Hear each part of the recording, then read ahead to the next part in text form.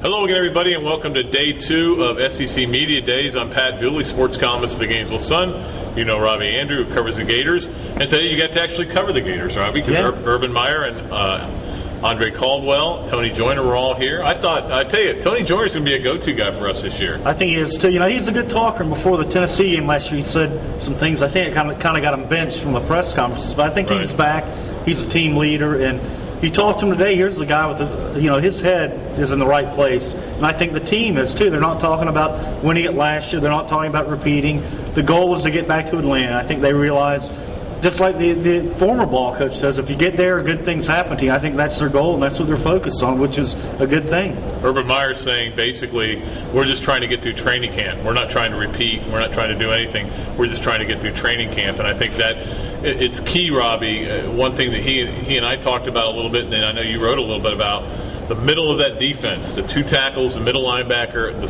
free safety, where they were so good last year, they've got to be good there this year. Yeah. If you're not good in the middle, if you're soft there, you're soft everywhere, basically. And I think having Reggie Nelson back there made the cornerbacks better, and having a dominant guy on the line like Stephen Harris Cohen to take care of things made it life easier for the linebackers. So strong in the middle. They need to be strong in the middle, and both offensively and defensively, especially defense. You can see who Robbie and I picked to win the SEC East, West, and overall. I'm afraid we got a little homers. We both picked Florida. Yeah, I picked Florida even further than you did, apparently so. But I tell you, a lot of it is, though, that when you look around this Eastern Division, it's hard to see a team where you go, wow, they're tremendous. And I guess maybe we're more familiar with Florida. I think it has a lot to do with it. And, oh, by the way, the coach at Florida won a national championship last year, didn't he? So he must be pretty good. You look at his track record, and they're always prepared for big games.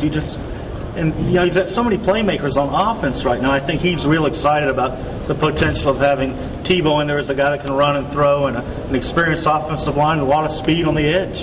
Day 1 was a little more interesting than Day 2, to be honest with you. Well, because Spurrier was on the podium. Well, that's true. But we started out today with Bobby Johnson. But I tell you, Robbie, I know I've heard this story before. This is the year for Vanderbilt to make a bowl game. But, they always come here and they talk about their talent level's better, they're better. And then you look in the last year's media guide, they were 1-7 in the conference. Right. And, the usual 3-8 or whatever it was. But now you got guys like Earl Bennett saying, we don't just want to go to a bowl game, we want to go to a BCS bowl game. So, one step at a time. Yeah, win a couple of games before you even talk about a bowl. Get to 500. I mean, you had Jay Cutler and you couldn't even do that. Yeah. So, it'll be interesting to see how Vanderbilt does. I think they're going to be better, but, again, does it translate to wins? I mean, in this conference, you've got to win those close games, and that brings you to Mississippi State, which, while they had some terrible losses last year, 3 of their losses were by 3 points. Yeah, and late in the game, too. Right at the last play or two. So, Kroom, he's working his butt off. He's had NCAA probation to deal with. It's such a tough situation there. I feel bad for him. I just don't see any big improvement this year, to be honest with you. Well, and that's part of the problem is that they open up with LSU. So right away they're likely 0-1, and I think it's going to be another tough road. The question, of course, keeps coming up, and he addressed it. He was pretty funny about it, actually, today. Is he on the hot seat? Is this it? If he goes 3-8 again, is he done? He doesn't seem to care, though. No. He's at peace with what he's done. He's been allowed to do what he wants to do to build his program. It's been slow going right now, and I think he expected that. And I guess the administration at Mississippi State thought the same thing. That's why they're giving him a kind of a long leash, I would think. But a failure this year, I don't know where. It's not going to go too much longer.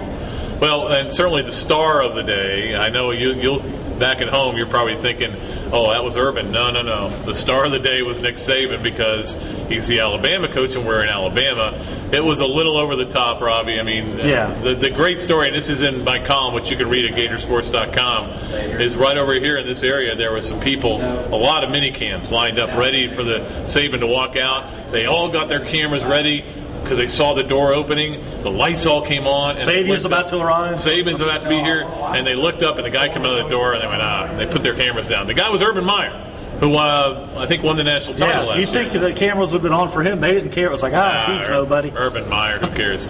But you can read, of course, all about that stuff in Gatorsports.com, and Robbie's got a bunch of stories. I mean, we're enjoying it here because we love when there's a lot of different stuff to write. And, of course, we've got some videos up there as well. And some blogs. And some blogs as well. And you may read about this a little bit. And this is the media guy cover for Alabama. It is the most bizarre thing I've ever seen. Now, I don't know if it comes across on video, but it looks like they're trying to say he walks on water. Well, doesn't he? They had 92,000 the spring game, so maybe he does. And on the back cover, it's Nick Saban again. No players. Do they have any players, Robbie, at Alabama? Apparently not. Well, there's one. Oh, that's an old player. At any rate, one thing you could do if you were here, you could buy a picture of Brody Croyle's last pass.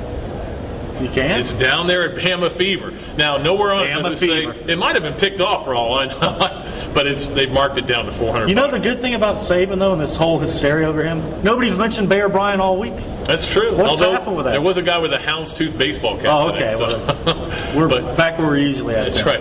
Well, that's going to do it for day 2. We love doing this, and we'll be back with you for day 3. Until then, this is Pat Dooley, Robbie Andreu. So long from Hoover, Alabama.